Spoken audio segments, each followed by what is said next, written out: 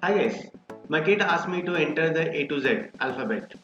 So as an Excel trainer, I did it in Excel. So let me show you how I did it. By using the Excel formula, we can do it. There is a formula called char. You use this formula called char and it is asking for the number. If you give the number called 65, enter, it is giving the A, capital A. If I write char of 66, it is a B, and so on. But we cannot do it one by one, char of 65, char of 66, and so on one by one, right? Instead, let me show you here.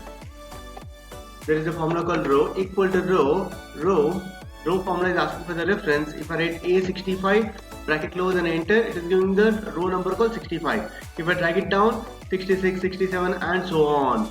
So this row formula, let me incorporate within this char formula.